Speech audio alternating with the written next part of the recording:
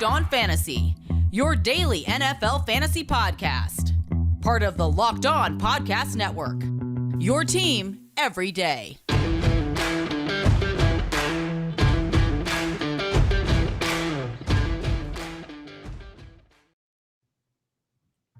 Hello, everybody. Welcome into the Locked On Dynasty podcast, brought to you by On Location, the official hospitality partner of the NFL, the only place to score a once-in-a-lifetime Super Bowl ticket in experience package.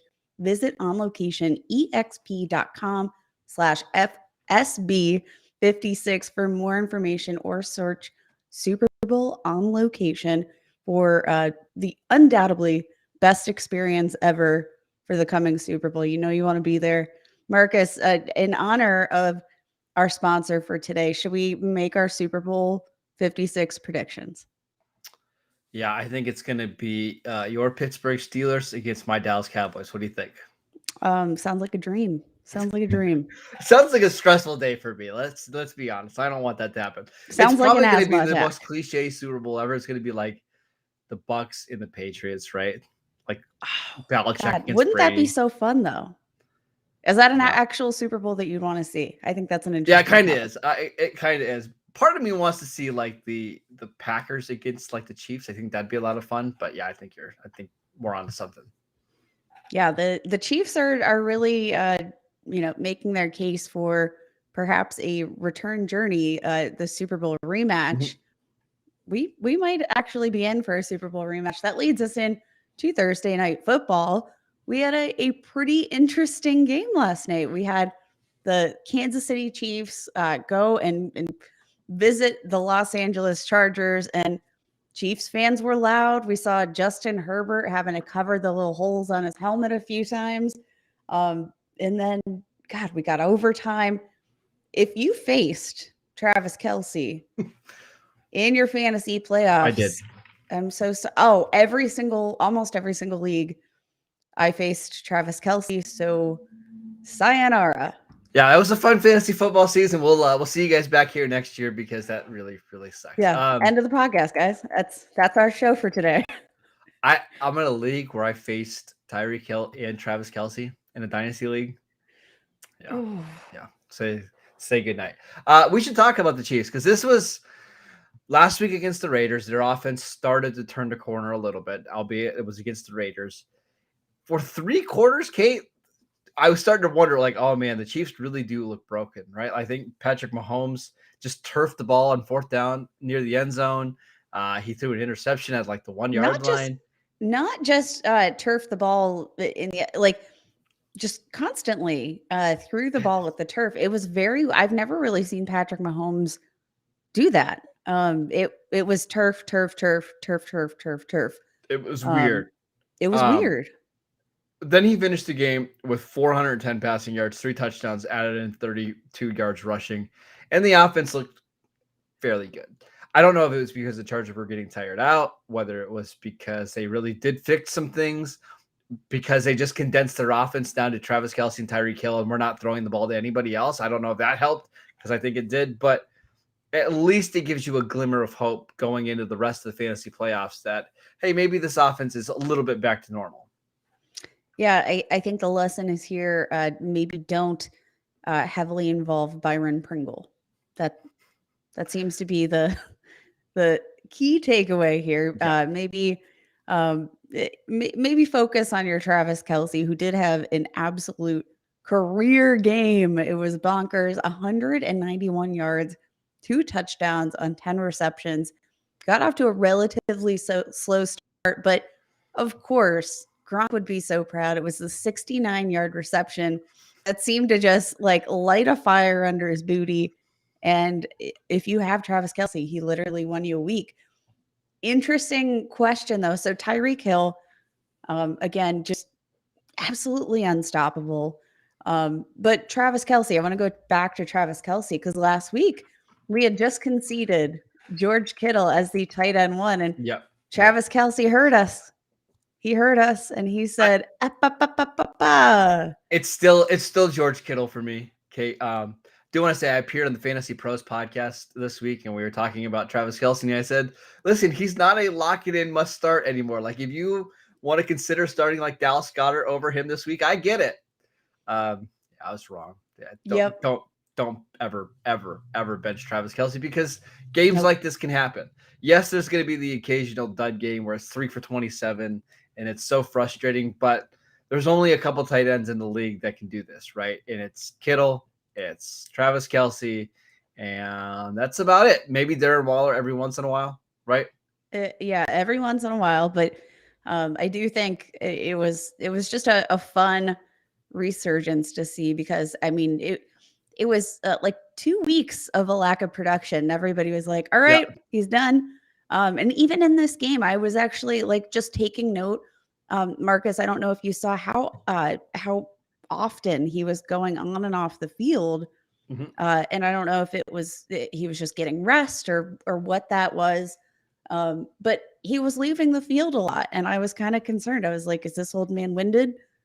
What's going on? There was here? a couple times he had some long runs where he did look winded. He's got that like dad bod now, where he can't run forever, right? So I've had the dad bod my whole life. I totally understand.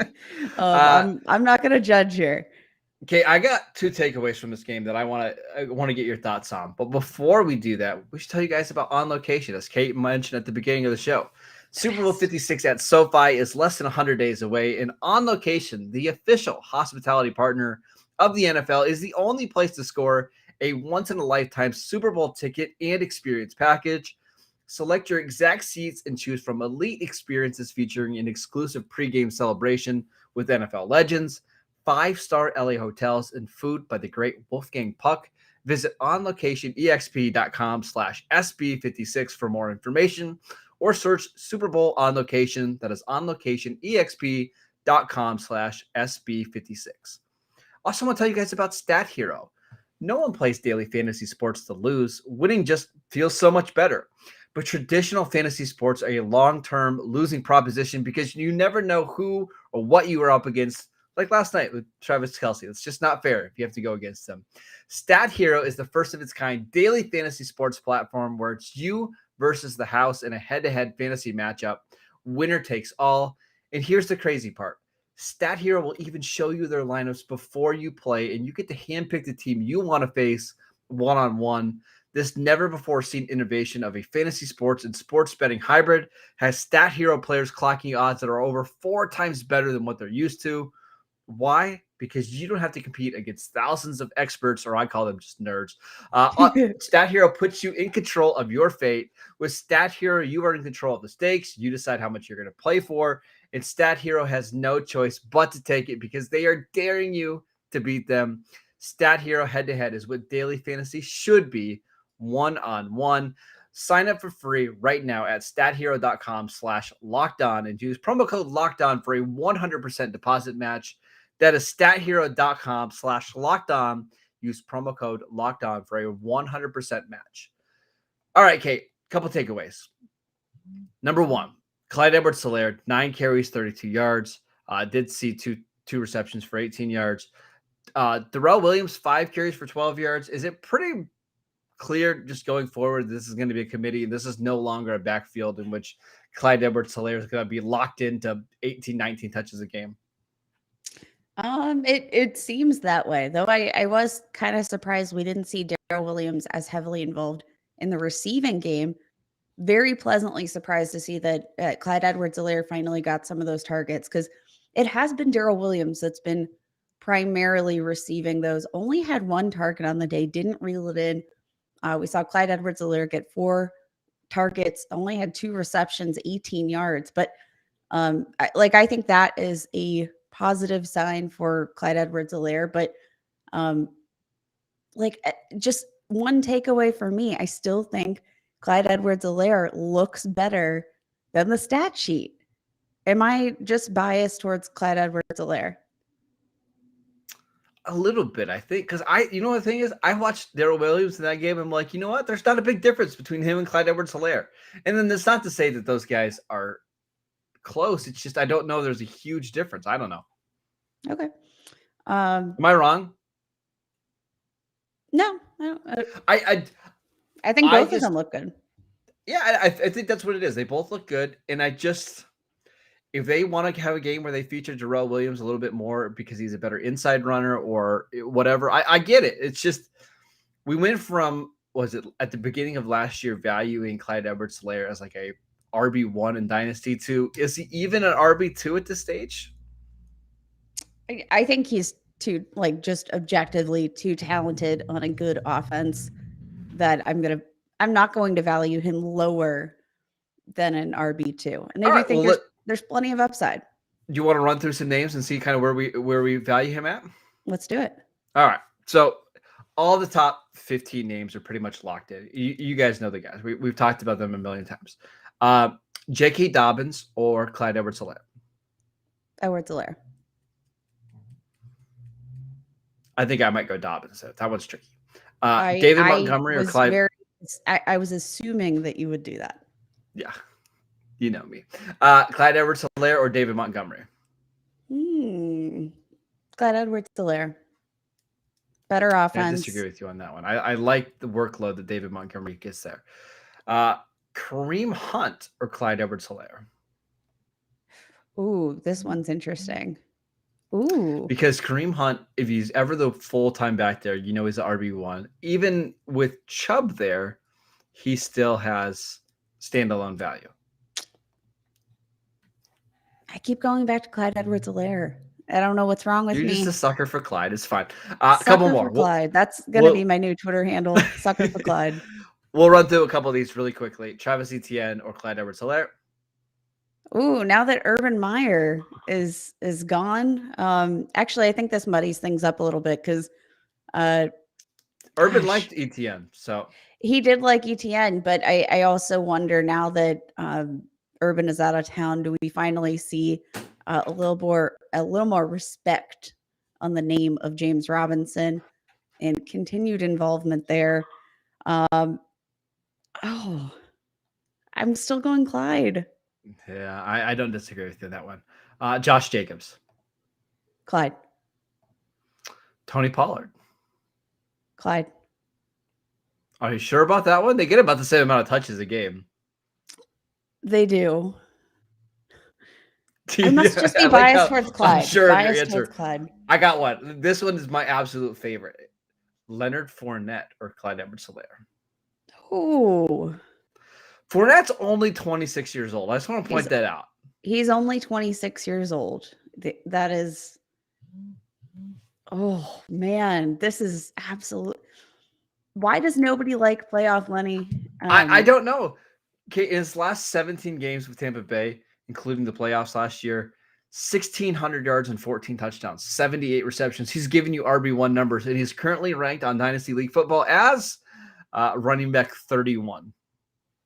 So, out of curiosity, I feel hesitant about Leonard Fournette, but I'm trying to figure out what it is because we have seen the production. Obviously, he is well liked. Is it because he was cut? Offense. Is that really what it was? He was cut by Jacksonville. No. Oh no, I actually don't think so. But okay, I think one of my biggest points of hesitancy is the contract situation because I don't know if the Bucs don't re-sign him in the coming season, does he have as much relevance? That is my biggest question mark. And that might be an opportunity to buy Leonard Fournette low because you're everybody's thinking that same thing. But if he does re-up with the Bucs, my oh my, he is going to have a lot of value, I think, but as long as they're still giving him carries. All right, Kate, I got a question for you. So in the 2017 draft, there were two running backs taken inside the top 10. One was Leonard Fournette. One was Christian McCaffrey. Currently on Dynasty League Football, Christian McCaffrey is RB4. They are very similar in age. Since the start of 2019, remember, 2019 is when Christian McCaffrey had his huge year. Who has more rushing yards between Fournette and McCaffrey? I have to assume that it's Leonard Fournette, or else I don't think you would have asked. It is. Who has more receptions, Fournette or McCaffrey? Stop it. Is it Fournette? It's Fournette. I Who mean, has more Fournette has had a touchdowns? fantastic season as a receiver. Uh, let's make your prediction now. Do the Bucks re-sign Leonard Fournette?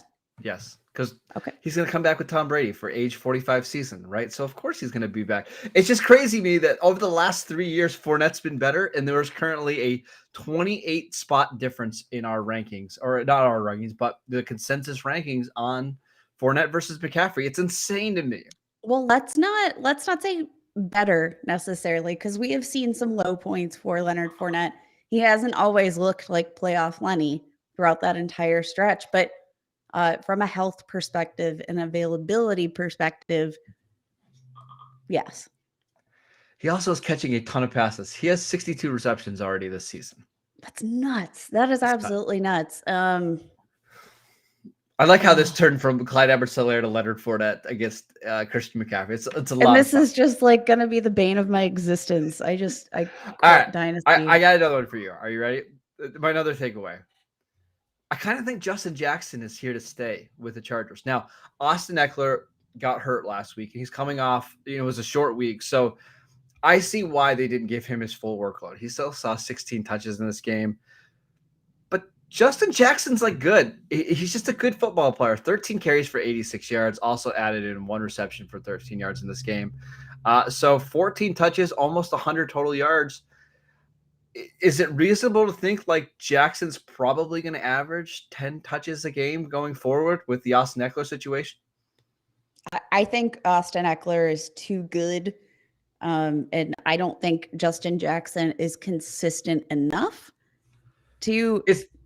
It's not that I think Jackson is going to be a guy that you start. It's more, is Jackson good enough to hurt the value of Eckler? I don't think so. Okay. I mean, this was his far and away best game. I think he's performed very inconsistently across the board. We've seen him have plenty of ups and downs. Last week had 9 touches. We do have back-to-backs of at least 10 touches. But I know it's not. He's inconsistent for me, and I think when you have a player that ahead of him, like Austin Eckler, who is very consistent, there's not much reason to get Jackson overly involved to the point where it takes value away from Austin Eckler. I think that's fair. I just was excited about what I saw from Justin Jackson last night. I think he's a decent player. He is a free agent after this year, so maybe the Chargers won't bring him back. Maybe that's why they drafted Larry Roundtree. We shall see. All right, Kate, it's time for some promotion commotion. And boy, is this a crazy, crazy week with all the COVID stuff going on. But before we get to promotion commotion, we just want to tell you guys about a couple of our sponsors, including BetOnline. BetOnline has you covered for all season with more props, odds, and lines than ever before. As football season continues to march to the playoffs, BetOnline remains your number one spot for all the action this season. Head to the updated desktop or mobile website to sign up today to receive your 50% welcome bonus on your first deposit. Just use promo code LOCKEDON to receive your bonus. From basketball, football, NHL, boxing, and UFC, right to your favorite Vegas casino games. Don't wait to take advantage of all the amazing offers available for the 2021 season. BetOnline is the fastest and easiest way to bet on all of your favorite sports. BetOnline, where the game starts. I also want to tell you guys about Built Bar, because we're going to need some Built Bars to power through week 15, because this is going to be a crazy, crazy week with games on Saturday, a whole bunch of games on Sunday, then a good game on Monday night. This holiday season, grab the protein bar that tastes just like a candy bar, or even better than a candy bar, Built Bar. Filled with so much holiday goodness, rich with great flavor, covered in chocolate, but amazingly low in calories, sugar, net carbs, and fat, and high in protein. You get the best of both worlds, delicious and healthy. There's so many great flavors to choose from. You have raspberry, mint brownie. I like the coconut brownie chunk, double chocolate, cookies and cream, peanut butter brownie. Built Bar gives you the extra fuel you need to bust down those mall doors and battle all the holiday shoppers. Or if you're just standing in endless shopping lines, Built Bar can give you that extra something you need to get going. So throw it in your jacket or purse, because you never know when you're going to need it. Go to BuiltBar.com, use promo code LOCK15, and you'll get 15% off your order. Use promo code LOCK15 for 15% off at BuiltBar.com. All right, Kate. Promotion, commotion. Who are a couple guys that you're pulling up from your benches or from free agency right now into your starting lineups? All right, I've got a couple of grossies lined up today, guys. Oh, I Don't can't wait. I know, and this is like so it feels disgusting that these like names would ever be brought up in your fantasy playoffs, but bear with me. What do we think about Jakeem Grant against the Minnesota Vikings, who cannot stop anything through the air?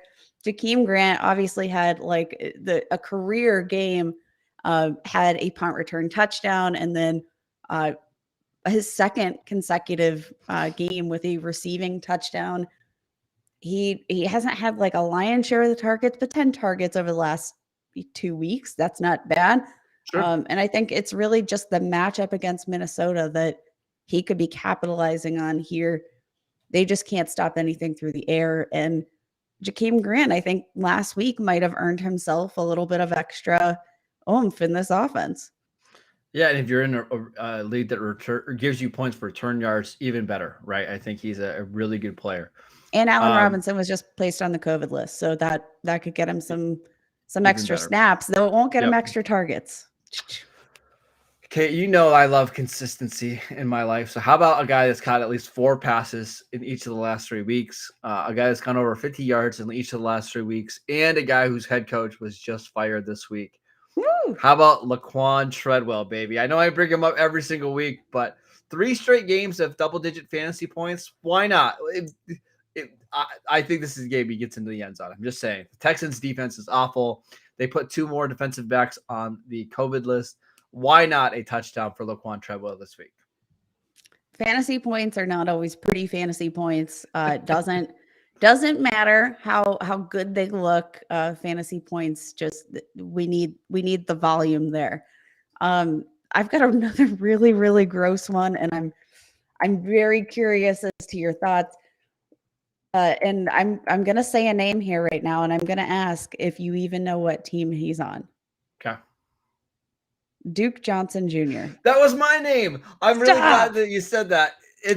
I mean, he's on the Dolphins. He's going to absolutely crush it this week because their top 4 running backs are all on the COVID list. Let's go, Duke Johnson, baby. Against the Jets. The Jets have just been a matchup from heaven for opposing running backs. Can't stop scoring touchdowns.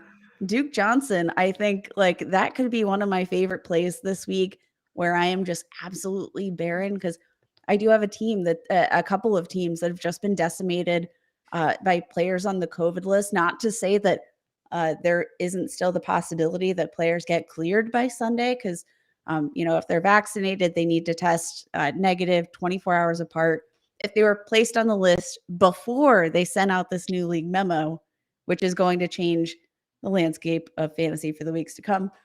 But if I need a body, I think I'm gonna do it. I'm gonna go with Duke Johnson. Duke Johnson and Laquan Treadwell in my lineups this week. He's a good enough running back. He has receiving upside, and he's a capable. He's gonna get touches. I got one for you. Are you ready? Yes. Brock Wright. Do you know who Brock Wright is? Nope. Brock Wright is the tight end right now for the Detroit Lions. TJ Hawkinson out this week. That's right. Out for the rest of the season with an injury. Brock Wright, it looks like he's going to be the guy there. At least 3 targets in the last couple games. 5 targets last week. With the way that the tight end is right now, and you just can't really trust anybody outside of your studs, why not Brock Wright in a game in which the Lions are probably going to be throwing like 50 times? Why not? I actually think that would be a great t-shirt to get. Put it in the Locked On merch store. Why not Brock? Why not Brock? Any other absolutely gross names before you go? Are you going to start like Nick Mullins or Mike Glennon or Davis Mills or any of those guys? Well, interestingly enough, so I have been getting a lot of questions on Twitter. Are we getting cute and starting the Raiders defense? And I am not. I just wanted to say that because the last time I would start the Raiders defense this week, by the way. I would. The last time you would not? I would. No, I would start them. See that my issue is that I don't think they're a good enough actual real life defense to capitalize, even when there's I think they're going to get a bunch of sacks though. okay. And it sounds like the wind is going to be a factor there. It just seems like, Kate, this is trending towards like a 14-10 type of game in Cleveland that comes down to a turnover at the end. I would feel comfortable starting the Raiders. Well, let me just tell you guys a story real quick before we close out. The last time that I streamed the Raiders defense, it was I can't even remember which week. It was Nick Mullins' first career start with the San Francisco 49ers. Yep. And I picked up the Raiders defense. I was very stoked because I don't know what matchup I had that week, but I was like, you know what, not good enough. I'm gonna go with the upside of the Raiders here against this dweeb Nick Mullins. And Nick Mullins torched the Raiders, and the Raiders actually lost me my matchup that week. So maybe you've been I'm just scarred ever since then, is what you're saying. Yeah, I'm emotionally scarred. I'm still recovering, but I think that's a I great would place start to them. leave it off. Start for them today. with confidence this week, Kate. You can do it. Okay. You need revenge. All right. Rip it off. Rip off my Band-Aid. All right. That was a fun show. So good luck to everybody in your fantasy playoffs this week. We'll be back to talk about all the big performers on Monday, as well as the biggest disappointments. Go start Laquan Treadwell and Duke Johnson just for us. I promise you won't regret it. Actually, you will, but it'll be a lot of fun. You can follow Kate at FFBallBlast. I'm at Marcus_Mosher. You can follow us on Twitter at Locked On Dynasty. Thank you for downloading and subscribing to the show. We'll see you guys next time. Enjoy